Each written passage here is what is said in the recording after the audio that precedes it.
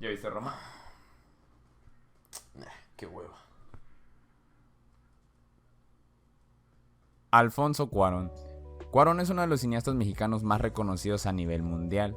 No sobra decir que desde el 95 Cuarón empezó a destacar en Hollywood por su versión de La Princesita. De ahí regresó para establecer lo que muchos han llamado el nuevo cine mexicano, con su obra Y tu mamá también. A pesar de esto, no fue hasta su victoria con Gravity como mejor director que su nombre terminó de ser reconocido. Pero yo sí lo reconocía. ¡Que te calles, he dicho! Ok, compongo. A Cuarón se le conocían las películas, pero no reconocían quién era él en el público ordinario. A pesar de ello, Cuarón ha demostrado su capacidad de dirección a la hora de contar una historia. No porque sea un gran escritor guionista, sino porque muestra en pantalla todo lo que tiene la intención de mostrar, cueste lo que cueste. Podríamos decir que Cuarón tiene un estilo casi único, pero también tenemos a los otros dos compadres que son Iñárritu y Del Toro, que asimilan el estilo. Aunque ellos han comentado en repetidas ocasiones que Cuarón es la suma de los tres estilos y lo lleva al límite, por decirlo de una manera. Pero tampoco estoy aquí para estar una hora hablando de Cuarón y lo buena persona que es y lo bueno que es su trabajo poco reconocido. En realidad estoy aquí para hablar de una de sus películas más recientes que ha causado controversias estas últimas semanas. Estamos reunidos para hablar de Roma.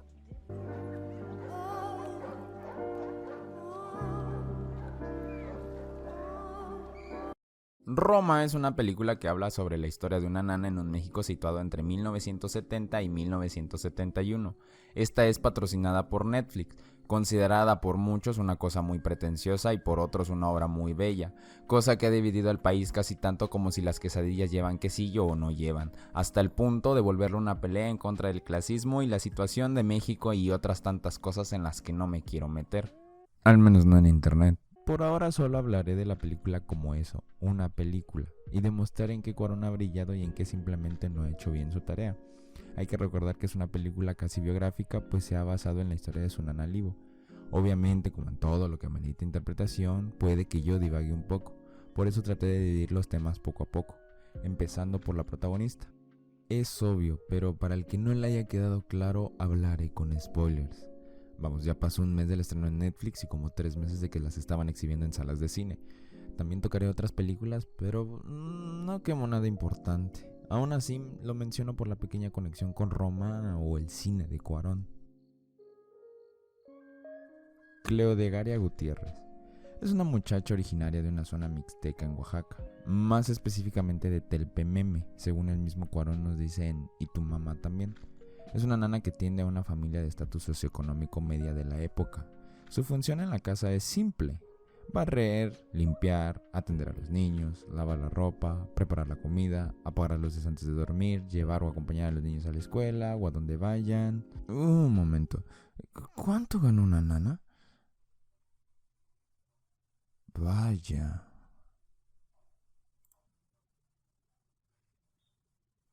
Al menos tiene agua caliente y un lugar donde dormir sin pagar. Pero a eso no quiero llegar ni hacer una revolución sobre el sistema laboral de México, sino hablar de todo esto y entender que Cleo no tiene espacio para ella. Durante la película se nos muestra cómo la mayor parte del tiempo se la pasa en convivencia de la familia por obvias razones, lo cual ha hecho que tome un cariño por esta y viceversa. A pesar de esto, hay escenas en las que se demuestra lo contrario, y se ve que sigue siendo solamente una empleada. Por ejemplo, la escena en el Seguro Social, donde a la abuela de la familia le piden datos de Cleo y no sabe absolutamente nada. Y luego tenemos a su ligue Fermín, que solo la usa para acostarse con ella y luego olvidarla. Voy a recalcarlo una vez más: Cleo está sola, atrapada en una ciudad que no pertenece, en una familia que no pertenece, pero de la cual no le gustaría separarse. No es la primera vez que Alfonso nos muestra un personaje fuera de lugar, por decirlo de una manera, pues en Hijos del Hombre nos muestra a un hombre que ha perdido la fe en su sociedad y trata de no ser como los demás. O en Gravedad, que nos muestra a un astronauta que no está del todo acostumbrada a la vida espacial y su zona de confort siempre ha sido un laboratorio en tierra. Es más, Harry Potter, que no es un personaje del todo original porque no metió manos en el guión, tiene casi las mismas características que los antes mencionados. Con todo este recorrido es normal sentir que Cleo sea una nana solitaria, que a duras penas y puede conectar con la gente. tal vez porque ya estamos más acostumbrados a salir de casa y hacer una vida incluso fuera de nuestra ciudad, pero para alguien que no tenía las mismas oportunidades que otros, puede que sea el reto de su vida.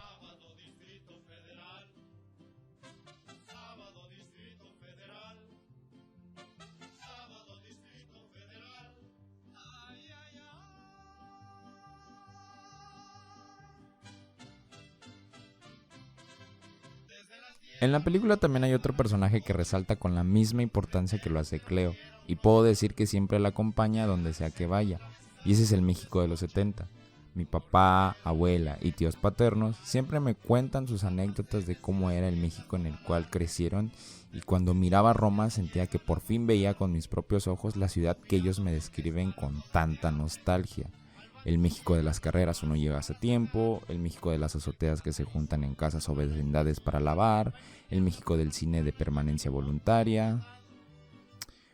Oh, de ahí salió la idea de Gravity. Por último tenemos de personaje o personajes a la familia, la cual no profundizaré del todo porque la misma película no lo hace, pero sabemos que son importantes, que están ahí. Puedo destacar a la madre con el problema de su separación y tenemos a los niños que son el mayor encargo de cuidado de Cleo. Casi siempre en las películas, pero sobre todo con Cuarón, el ritmo que llevará a esta se presenta desde el inicio. Con Hijos del Hombre tenemos la calma y después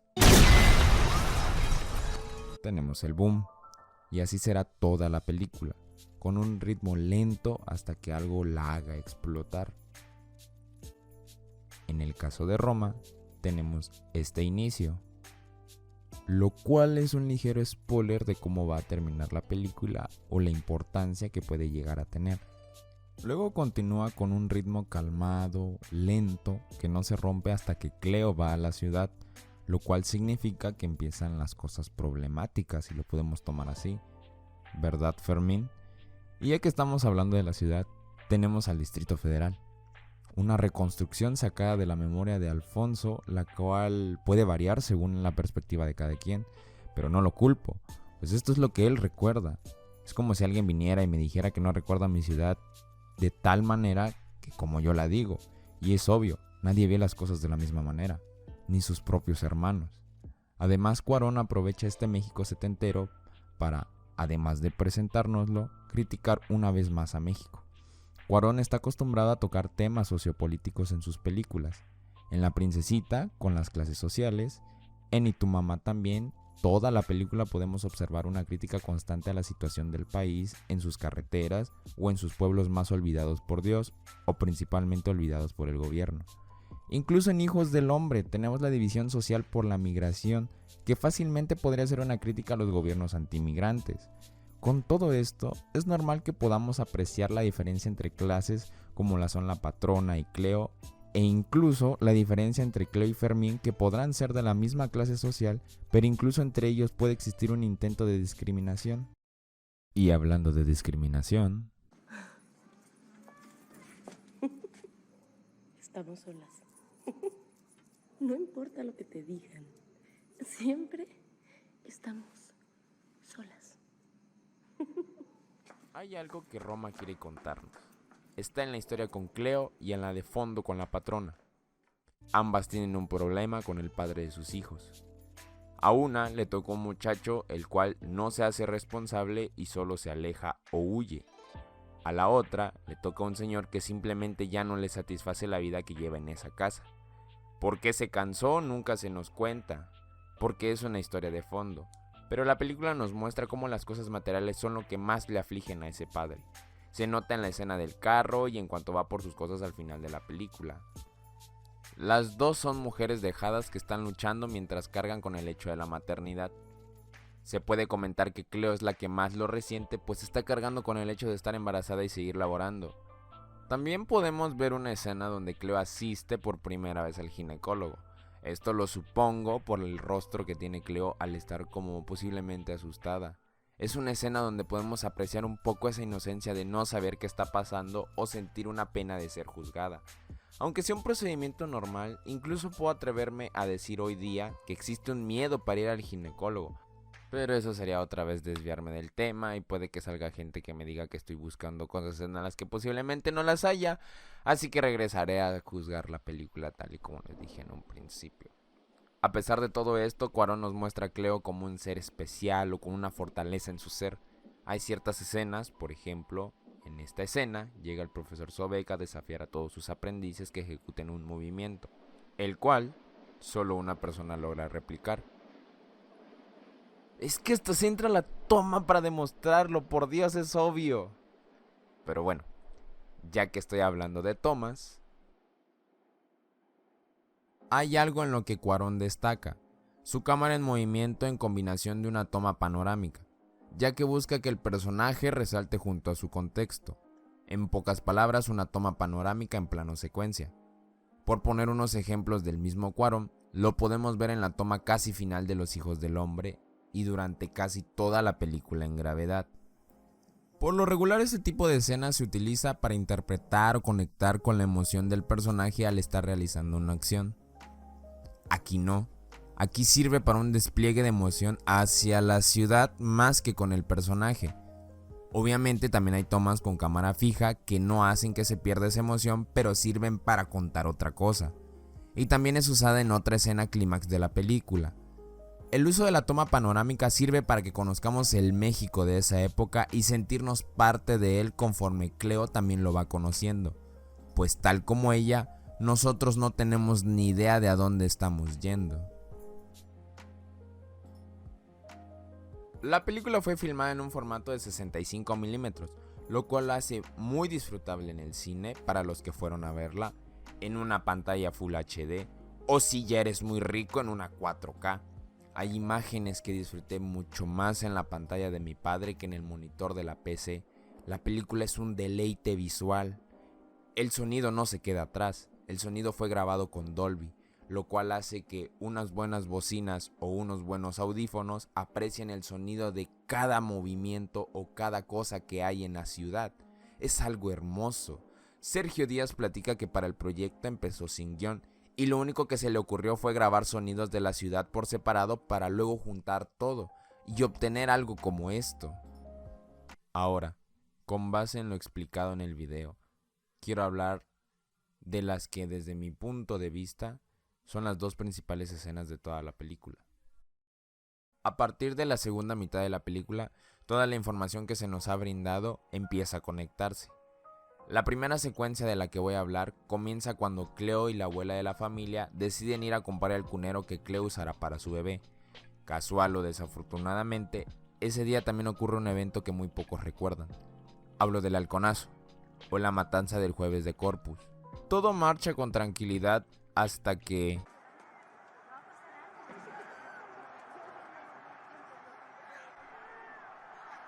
empieza la persecución. Voy a pausar aquí y comentar un dato. En esos tiempos, debido a las constantes luchas contra los estudiantes, a partir de lo acontecido en el 68, se rumoraba que los políticos ya no querían verse manchados por ordenar al ejército que ejecutaran otro acto parecido, pero querían aún frenar a los estudiantes. Por ello se rumoraba que el gobierno entrenaba a las afueras de la ciudad a los que serían conocidos como los halcones, un grupo paramilitar cuya ópera prima fue la matanza del jueves de Corpus. ¿Ya notaron a qué quiero llegar?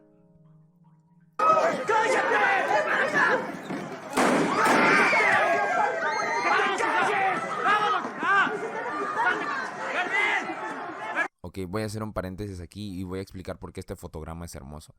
Para empezar, Fermín está apuntando hacia abajo, está apuntando hacia el bebé de Cleo, como si lo estuviera matando. Luego, durante toda la toma, se va extendiendo el brazo hasta revelarnos que es Fermín con una playera muy curiosa que dice Amores y hay una pareja que se está abrazando, lo cual es muy paradójico y hace que este fotograma sea hermoso. Todo es hermoso, ya sigamos.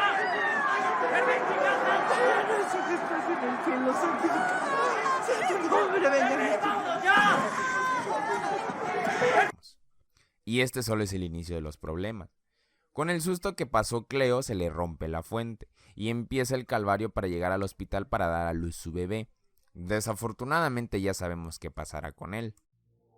Cuarón tiene una peculiar maña de adelantarnos o spoilearnos sus propias películas. Por ejemplo, en Harry Potter y el prisionero de Azkaban hay esta escena, donde Harry pregunta quién buscaría matarlo y la siguiente toma, ¡pum!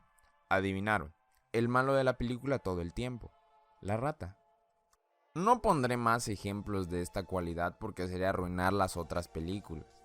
Pero vamos, con Harry porque todos hemos visto Harry Potter. En fin, durante toda la película tenemos avisos de lo que pasará con el bebé. Cuando Cleo va a ver a los bebés después de salir de la consulta ginecológica, ocurre un temblor, el cual hace que un bebé quede bajo los escombros, que casualmente es el único al que ella estaba viendo. Luego en otra escena, cuando van a brindar por el bebé en la fiesta de Año Nuevo, se rompe la taza que lleva el buen augurio del bebé, por así decirlo. Acabo de explicar, en la escena de la mueblería, Fermín está apuntando hacia abajo, como matando al bebé. Todo este anticipo nos lleva a esta escena. Imagina que todo tu embarazo vivías con la preocupación de saber qué pasaría con el bebé, que no cuentas con el apoyo del padre, pero al menos tu patrona lo ha aceptado sin problemas. Imagina cómo todo eso se va con un bebé muerto. Ironía de la vida ser madre de 4 y a la vez de ni uno. Ahora, así como empezó el spoileo por la muerte, empieza a desarrollarse la limpia. Cuando el afilador pasa por la casa, su compañera le dice que se sacuda. Esto, según mi abuela y las creencias de antes, es que cuando pasaba, literalmente te sacudías para que se llevara tus malas vibras. Es curioso que mencionen las creencias porque después la patrona llega a decirle que vayan al mar para que se distraiga. Y si algo, según las creencias, marca que es el mar, es que es el mayor sanador de todos.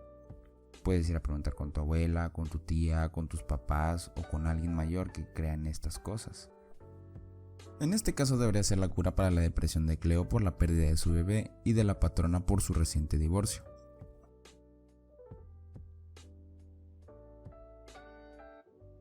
Para Alfonso, el uso de esta escena no es nueva.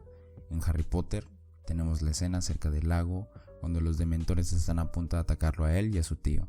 En Gravity también tenemos una escena del mar, la cual no voy a spoilear. Y en Y tu mamá también tenemos lo mismo que acá en Roma. Todo el viaje y la travesía terminan y concluyen en el mar, cumpliendo de una manera de sanación. Para ser más específico, creo que en Roma viene la máxima expresión de amor, pero a la vez la máxima expresión de una liberación, de una sanación. Toda la escena es filmada con un plano secuencia para que no nos desconectemos de esa ansiedad que Cuarón quiere meter a dicha escena. Mientras escribo esto, tengo la escena en el fondo para apreciar cómo el sonido del mar es demasiado atrapante, junto a la desesperación de cómo Cleo entra para salvar a los niños que, a pesar de no saber nadar, trata de sacarlos. Y lo logra, porque Cleo es esa heroína que Cuarón nos ha contado durante toda la película, que es única y con una fuerza especial. Pero esa fuerza especial ya no puede contener más esto. Dejaré este bello audio donde me estoy quejando de por qué el copyright de YouTube no me deja subir este video. Muchas gracias, te agradezco, Netflix. Entiendo que es tu película, pero pues no le estoy haciendo nada.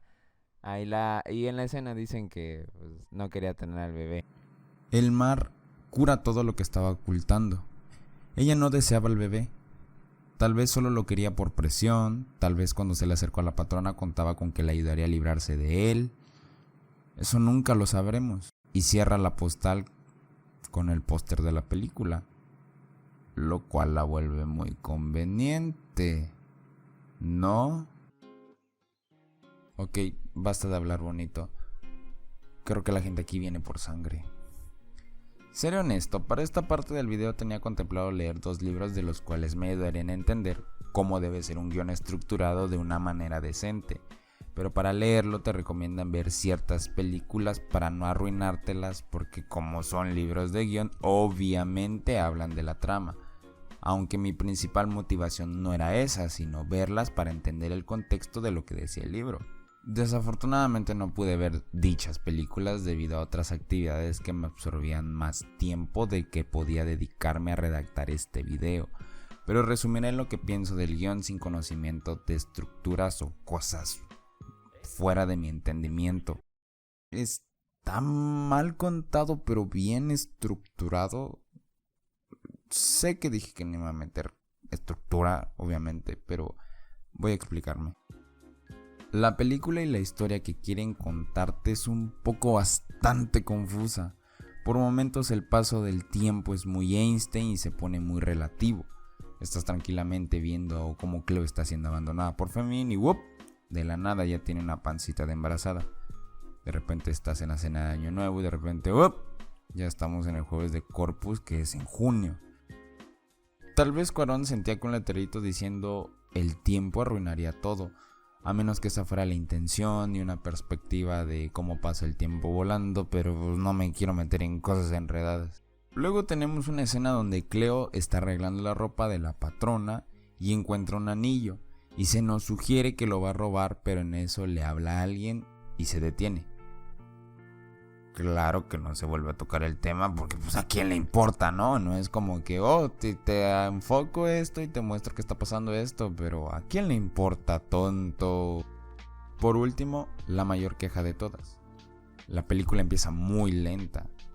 Sin mentir, es hasta el minuto 24 cuando Cleo sale a la ciudad que se rompe ese silencio o esa calma, a diferencia de Ingravidad que tienes 24 minutos casi de tensión seguidas.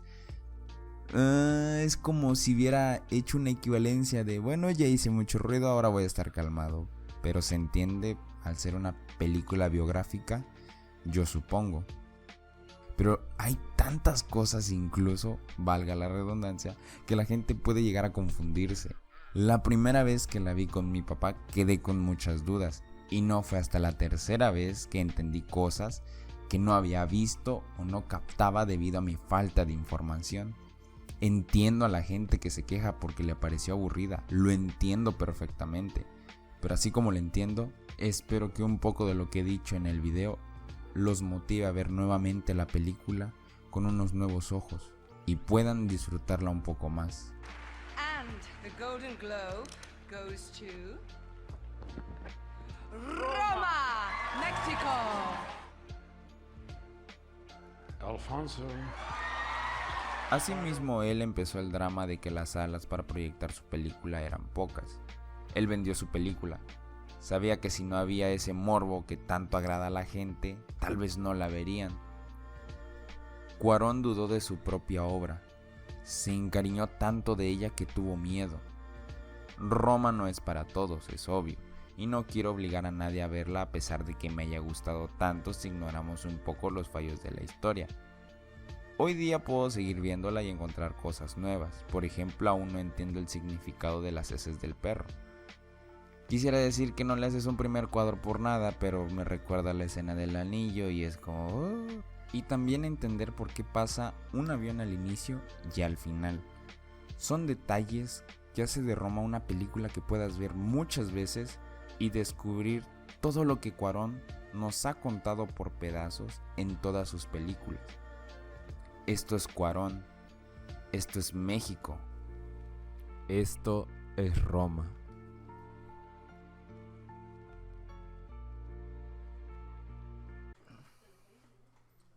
Aún así está de hueva.